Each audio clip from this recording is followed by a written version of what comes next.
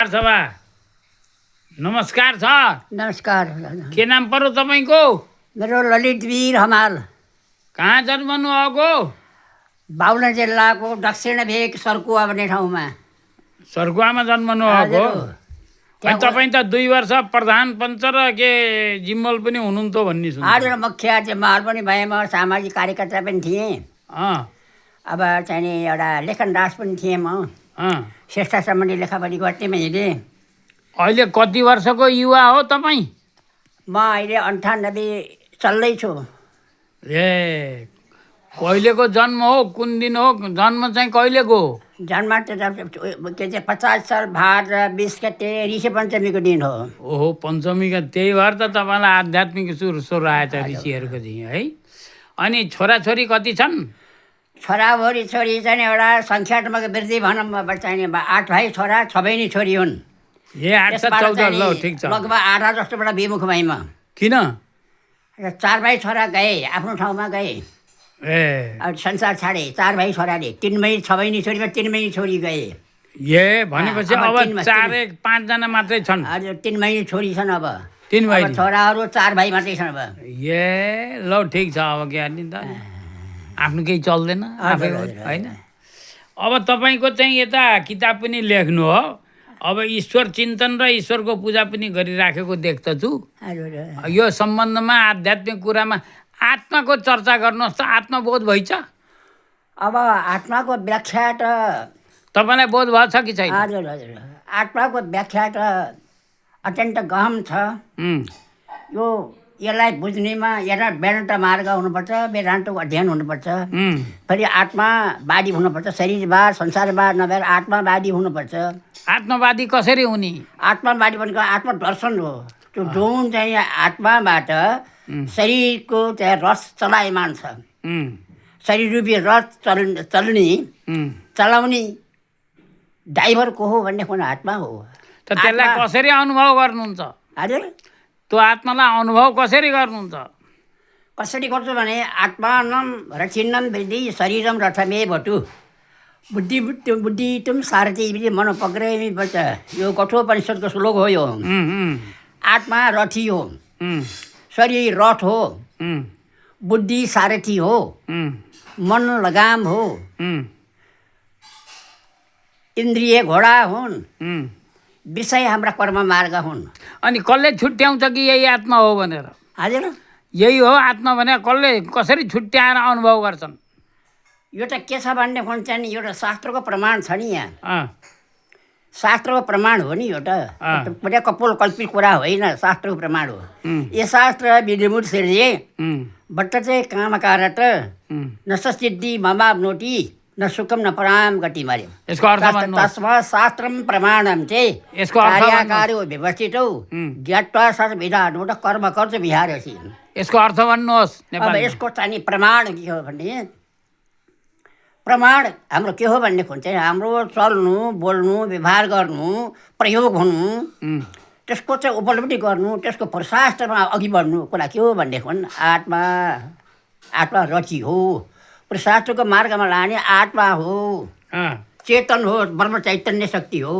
ब्रह्म चैतन्य शक्ति कसरी हुन्छ भन्नुहुन्छ भने,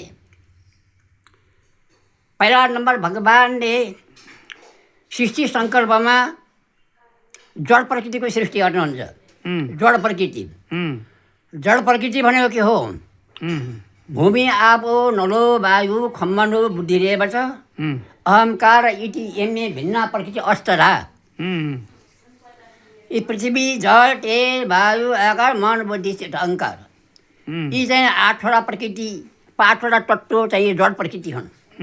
यी जड स्वरूप बन्छ, यसबाट जड स्वरूप बन्छ। जस्तो जुन हो शरीर संसार। अब अपरे मितस्तन्य प्रकृति विद्यमे पराम जीवभूत महाबाहु यदम धारेति जगत।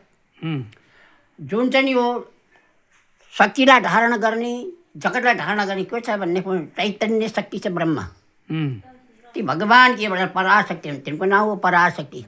एउटा अपरा नामको प्रकृति हुन्छ, एउटा परा नामको प्रकृति हुन्छ। के हो अपरा भनेको? के हो भनेको चैतन्य ब्रह्म चैतन्य शक्ति, पराशक्ति। अपरा भनेको के हो भने जड प्रकृति भइहाल्यो त्यो भूमि आप बनाउनु 8वटा तत्त्वबाट चाहिँ जड प्रकृति भन्छ यसरी चाहिँ आधारभूत कुरा के हुन्छ केही जान्न केही बुझ्नको लागिमा म त्यति चाहिँ बुझ्नुको पराकाष्ठमा पुगेको त छैन म जति मैले जे बुझेँ तपाईँ जे प्रश्न राख्नुहुन्छ अब यो आत्मा र ईश्वर एउटै हुन् कि छुट्टा छुट्टै हुन् आत्मा र परमात्मा एउटै हुन् कि छुट्टा छुट्टै हुन् परमात्मा छुट्टै हो छुट्टै हो परमात्मा छुट्टै हो आत्मा ब्रह्म हो तापनि यसको विशेषता के हुन्छ भने आत्माको प्रतिबिम्ब ब्रह्मको प्रतिबिम्ब परमात्माको प्रतिबिम्ब आत्मा हो आत्माको साथमा के हुन्छ भने सूक्ष्म अथवा लिङ्ग शरीर हुन्छ आत्माको साथमा लिङ्ग शरीर त्यसलाई सूक्ष्म शरीर पनि भनिन्छ लिङ्ग शरीर पनि भनिन्छ शुभाशुभ कर्मलाई लिएर कर्मस्थानमा जाने किसिम के हो भने लिङ्ग शरीर हो सूक्ष्म शरीर कस्तो कर्म छ कुन प्रकारको त्यसको चाहिँ एउटा जीवनशैली छ त्यसको याद कुरा दिएर जुड्ने र कर्मस्थानमा नियुक्ति गर्ने के हो भन्ने हुन्छ नि आत्मा हो रथी हो रथी हो रथी आत्मा रथी हो अनि आत्माको र ईश्वरको सम्बन्ध कहाँ हुन्छ त नि आत्मा र ईश्वर सम्बन्ध त भइहाल्यो नि आत्मा नै ईश्वर ब्रह्म हो ब्रह्म नै आत्मा हो र आत्मा नै ब्रह्म हो ब्रह्म नै आत्मा हो ए त्यो ब्रह्मको चाहिँ साक्षात्कार गर्नु हो है त्यो ब्रह्मको साक्षात्कार गर्नु हो अनुभव गर्नु हो अब अनुभवको भन्ने विषयमा त यथार्थ जान्नको लागि योगेश्वर हुनुपर्छ भोगेश्वर होइन हामीमा भोग पनि मिश्रित छ हामी पाञ्चभौतिक शरीरलाई अझ शरीरबाट हुँदैछौँ हामीहरू यसबाट विमुख हुन सकिन्छ अझ पनि माया लाग्छ शरीरको माया लाग्छ अझ पनि भनेपछि योगेश्वर नभइकन अनुभव हुँदैन हजुर योगेश्वर नभइकन अनुभव हुँदैन अनुभव हुँदैन अझै तपाईँ के अझै पनि तपाईँ भोगेश्वर हुनुहुन्छ अझै पनि हजुर तपाईँ अझै पनि भोगेश्वर हुनुहुन्छ र योगेश्वर नभएर अथवा यस्तो छ शरीरको लागिमा भोग चाहिन्छ कुनै पनि शरीरको लागिमा शरीर र माध्यम खलु कर्म साधन कर्मयोगमा अघि बढ्ने हो शरीर हो शरीरै चाहियो शरीरै चाहियो हो त त्यसो भएको हुनाले शरीर रथ त चाहिँ चाहियो अब चाहिँ अब गन्तव्यमा पुग्नु शरीर चाहियो शरीरको रथ शरीरको रथ हिँडाउनु पर्यो त्यो रथ विपरीत दिशा र सकारात्मकको चाहिँ उज्यालो दिशा र अँध्यारो दिशा हुन्छ भन्छ त्यो के हो भन्ने खुन आफ्नो मानसिकता हो आफ्नो कर्म हो कर्म रथमा आफ्नो मानसिकता हुन्छ आफ्नो गुण प्रकृति हुन्छ गुण प्रकृतिमा के हुन्छ के जोडिएको हुन्छ मन जोडिएको हुन्छ मनमा के जोडिएको हुन्छ भन्ने हुन्छ प्रारब्ध जोडिएको हुन्छ प्रारब्ध मन गुण यी त्रिगुणात्मकको एकाकार भएर नै हामी सुख दुःख हेर्नु भन्ने हो ए त्यस्तो छ त्यस्तो छ अरू केही तपाईँलाई भन्ने मन लागेको छ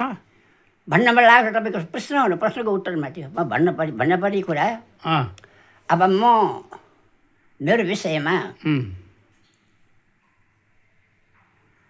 म सबैजना आत्मवाद हुन सकेको छैन ए सय नि उसमा चाहिँ आत्मवादी हुनु कति प्रतिशत भइसक्नु आत्मा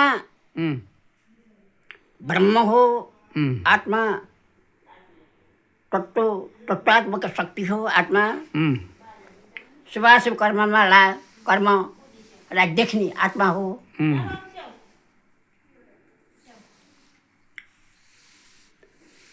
मानसिक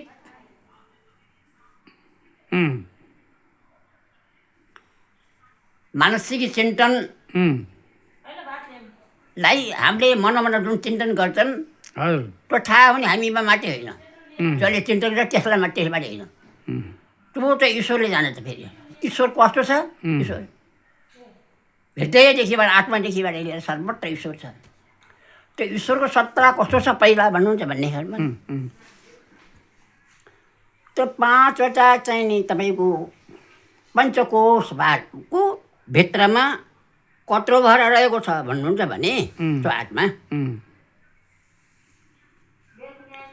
कपालको रौँ लाई 100 टुक्रा बनाऊँ, उम्, 100 टुक्राको एक टुक्रामा 100 टुक्रै बनाऊँ। उम्, जत्रो हुन्छ त्यत्रै छैन, त्यति सूक्ष्म छ आत्मा। उम्, बुझ्नुभयो? उम्, जसरी यसरी चाहिँ बुझाइमा आउनुपर्छ, यसरी बुझ्न आवश्यक छ कि उम्, जस्तो बटवृक्षको फल उम्, भित्र सानो मसिना चाहिँ दाना हुन्छन्। उम्, त्यो दानाभित्र लिङ्गाकार भगाकार हुन्छ। उम्, त्यो प्रस्फुटन भएर चाहिँ त्यो बाहिर निक्लियो। उम्, त्यति सूक्ष्म तत्त्वबाट विशालबाट वृक्ष हुन्छ। जस्तै हो। आत्मा त्यसरी पञ्चकोशभित्र त्यति सूक्ष्म रूपले रहेको छ। के कोषभित्र? के कोषभित्र रहन्छ आत्मा? कोशभित्र, पञ्चकोशभित्र। पञ्चकोषभित्र। अनि यो शरीरमा कहाँ रहन्छ? यो शरीरमा हृदयस्थ भनेको कहाँ हो? यसो भनेको त भित्री अन्तर्भाव भनेको त कुन ठाउँमा हो? यो शरीरमा कुन ठाउँमा छ हृदय? के आत्मा यो हृदय कहाँ छ शरीरमा? हृदय चाहिँ यो के भयो भन्ने गलादेखि उम्, कन्ठदेखि तलतिर छातीदेखि माथिको हृदय हो। त्यसलाई हृदय भन्छ। नाभिदेखि माथि अनि आत्मा त्यसैमा बस्छ? आत्मा त्यसैमा पञ्चकोश छ त्यहाँ। ए, अन्नमय कोश, प्राणमय कोश, उम्, मनमय कोश, उम्। विज्ञानमय कोश, आनन्दमय कोश। अनि त्यसको अनुभव गर्नु हो तपाईँले? अनुभव जो बोलिन्छ अनुभवबाट अनुभव गरेका कुरा नि बोलिन्छ। हो। त्यसै त नहीं त्यो आत्माको अनुभव गर्नु हो कि गर्नु? हजुर, आत्माको अनुभव किन त बहुसा कुरा आत्माको अनुभव आत्मा तत्त्व चाहिँ पूर्ण रूपेण बुझिसकेपछि अँ, उसको साथमा संसार हुँदैन, मोह हुँदैन, वासना हुँदैन। ए, काम क्रोध लोभ मोह मद मासकै 6वटा विकार, 6 भाइ छन् यी विकारहरू। अँ, यी विकारबाट मुक्त हो निमित्त भने योगेश्वर नै हुनुपर्छ। ए, अब आजकल हामी चाहिँ गृहस्थाश्रममै छौँ। आजकल के को अध्ययन गर्नुहुन्छ? के किताब अध्ययन गर्नु छ? मैले प्रमुखतामा भगवत गीता नै दिन्छु। मैले कसको अनुवाद पढ्नुहुन्छ? भगवत गीता नै। भगवत गीतामा कसको अनुवाद? शङ्कराचार्यको अनुवाद कि कसको अनुवाद पढ्नुहुन्छ? शङ्कराचार्यको के चाहिए? त्यस्तै महावाणीहरू छन्। अहिले केही चाहिँदैन। शङ्कराचार्य चाहिएनन् त्यहाँ। अँ, शङ्कराचार्य आवश्यक परेन त्यहाँ। अँ, स्वयं भगवान् श्रीकृष्णको मुखवाणी हो। बुहारी हौ? काइँली हौ? ए, त्यो बाबुलाई पनि काइँलो बाबुलाई पनि यसो देखा पर्छ भने। अब कहाँबाट कसरी कसले भन्ने कुरै भएन। श्रीकृष्णकै मुखवाणीबाट चाहिँ नि जो अमृत वाणी छ, वर्षा भएको छ, त्यसलाई हेरेर केही शब्द बुझे तिमीबाट बुझिन्छ। होइन, जो जति बोलेँ, म जति बुझेँ, जति बुझाएको कुरा तपाईँसँग मैले व्यक्त गरेँ, त्यो धरातल गीता हो। त्यो के गीता हो? अनन्त छ, अथाह छ। मैले त्यसलाई बुझ्दैछु, त्यसलाई अध्ययन गर्दैछु। हो। कुन चाहिँ गीता हो? कसले लेखेको? कसले अनुवाद गरेको गीता? गीता अँ, अनुवादक त सस्तै हुन्छ, यसका अनगिन्ती। तैपनि तपाईँले पढ्ने कुन गीता हो? मैले चाहिँ जस्तो गीता चाहिँ गीता तत्त्व विवेचनी हेर्छु। ए, तत्त्व विवेचनी कसले लेखेको हो त अनुवाद? साधक सञ्जीवनी हेर्छु। साधक सञ्जीवनी। ए, साधक सञ्जीवनी त स्वामी राम सुखदासले अनुवाद गर्नुभएको।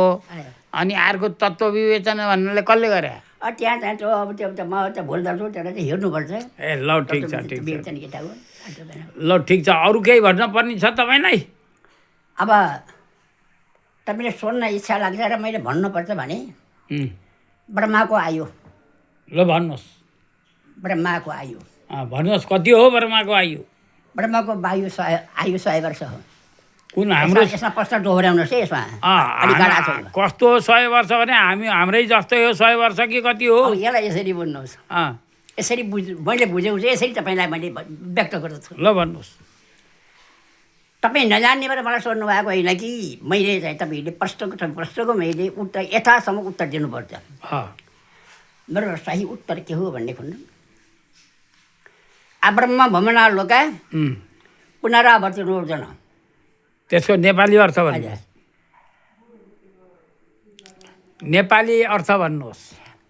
आब्रह्म भमना लोका पुनरावृत्ति, ब्रह्मा पर्यन्तको चाहिँ नि पुनरावृत्ति हुन्छ। ब्रह्माको पनि पुनरावृत्ति हुन्छ। जन्मन्छन् उनी पनि चाहिँ नि देहावसान हुन्छन् अथवा चाहिँ अस्त हुन्छन्। ए, यो काइँलो छोरा। अब लौ अस्त हुन्छन्। कति ब्रह्माको आयु कति भन्नेमा सहस्र युग पर्यन्त उम्, महत् एक ब्रह्मणो विरु उम्, रात्रि युग सहस्रान्तम उम्, ते हो रात विरोजना। ए ए सहस्र युग भने कसरी बुन्नुको आवश्यक छ भने उम्, उम्, सत्य कलियुग 4,32,000 वर्ष, उम्, उम्,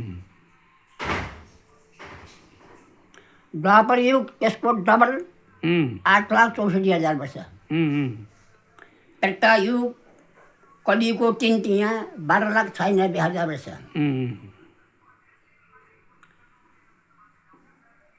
कलियुगको 4 चौको 70,88,000 वर्ष सत्ययुग। तपाईँलाई अब कति वर्ष चाहिँ शतायु पुरुष हुनुहुन्छ कि 110 वर्ष हुन्छ कि कतिसम्म छ? अध्याय पुरा यसको अध्याय सक्न दिनुहोस् पछि। ए ल हुन्छ। यी 4 युगको मध्यलोकको चतुर्युगी हुन्छ। उम्, मध्यलोकको चतुर्युगी देवलोकको एउटा दिव्य युग हुन्छ। ए दिव्य युग उम्, यस्ता दिव्य युग 1000 पटक चाहिँ चक्रगति हुँदाखेरिमा ब्रह्माजु एक दिन हुन्छ भन्दा ए 1000 पटक हुँदाखेरि 1000 एक पटक दिन हुँदा। उम्, यसको नाम हो कल्प। एक कल्प। यसको नाम हो कल्प। उम्, अहिले कुन कल्प चलिन्छ?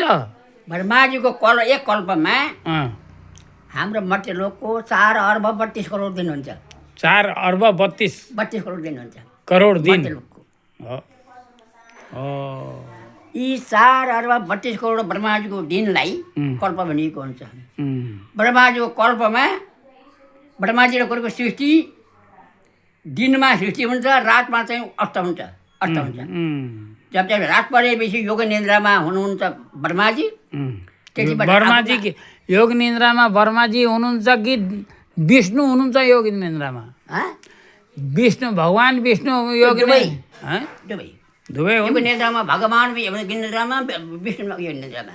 ए अब यो संसार अवस्था योग निन्द्रामा अस्त हुन्छ, ब्रह्माजीमै अस्त हुन्छ। उम्, फेरि चाहिँ नि अब उज्यालो भयो, उम्, ब्रह्माजीको दिन आयो। उम्, सहस्र युग भनेको सहस्र युगैसम्म चाहिँ नि राति हुन्छ, उम्। सहस्र युगसम्म नै दिन हुन्छ ब्रह्माको। ए ल अहिले कुन वर्मा छन् त नि? कसको हो यो अहिले? यो कसको कल्प हो? कुन वर्माको कल्प चलिन्छ? ब्रह्मा चाहिँ प्रत्येक प्रत्येक हुन्छन् भन्ने कुरामा त मेरो चाहिँ बढी भन्नु सृष्टिकर्ता ब्रह्मा एउटै हुन्। धेरै धेरै सृष्टिकर्ता धेरै धेरै ब्रह्माको नाम त मैले पढेको पनि छैन, जान्दैन पनि, त्यो मलाई विश्वास पनि लाग्दैन। हजुर। जस्तो विष्णु एउटै हुन्, अनेक रूप भए पनि। ब्रह्मा एउटै हुन्, अनेक रूप भए पनि। ब्रह्मांश अनेक रूप भए पनि त्यो ब्रह्मा एउटै हुन्। त सृष्टि स्थिति प्रलयको पनि बित्ते ल बा ऊ खानुहोस् अरे। होइन म हजुरलाई हो यो म धेरै खानु। ल त बा अब 18 मिनट भएछ के रे अहिले राखेँ म। तपाईँको काइला छोराको नाम के? काइला छोराको नाम के? यसको अध्याय पुरा भएको छैन के तपाईँ आँटिनु भयो भने भैया अब फेरि जाने अब भेटौँला फेरि फेरि भेट हुन्छ, फेरि तेस्रो पटक भेट हुन्छ। यो दोस्रो हो तपाईँसित भेट।